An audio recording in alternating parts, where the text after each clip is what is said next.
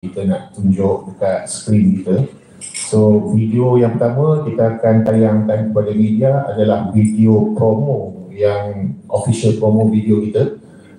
Bolehlah tuan saksikan tuan-tuan dan puan, boleh kita pasang promo video.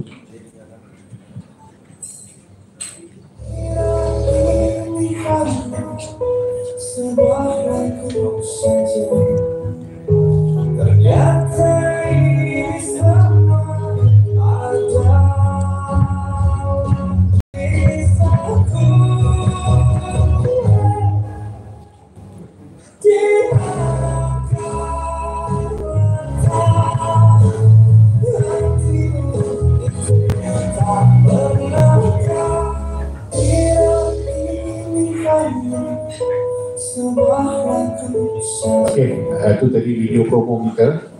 Untuk makluman media, kita video tengah bermain di sekitar Kuala Lumpur di bawah LED Warisan Act. So saya nak ucapkan terima kasih kepada Warisan Act kerana sanggup bekerjasama dengan kita. So video promo ini akan berlangsung selama sebulan, dah 2 hari dia ditayangkan sehingga awal bulan depan lah. So itu adalah salah satu strategi promo kita kat Warisan Act. Lepas tu kita nak wartawan tengok video nombor 2, apa yang kita dapat. Dadali datang untuk kali ini adalah untuk promo dia. Seperti yang pengerusi majlis cakap tadi, semalam kita dah untuk ada malam ni kita ada sesi meet and greet Dadali in person di IDS Hotel Jalan Raja Laut yang kita akan bermula pada jam 8.30. So kita mengalu-alukan kepada fan Dadali di tanah air untuk attend that thing kat IDS tu. So kita pun dah keluar video promo untuk meet and greet malam ni.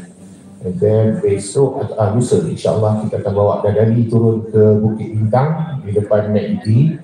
So satu lagi promotion akan berlangsung di sana pada hari Khamis malam. Okay, so ni sebuah sedikit liputan Dadali bila dia sampai di KLIA. Kita pertanyaan video. Next video please.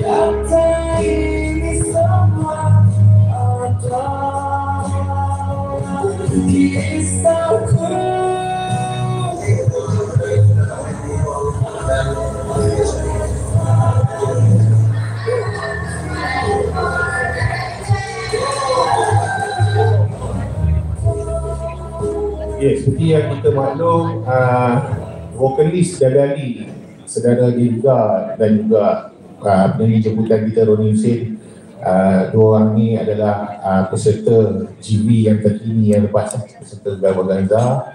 So kita gabungkan dia orang balik di atas satu pentas Z.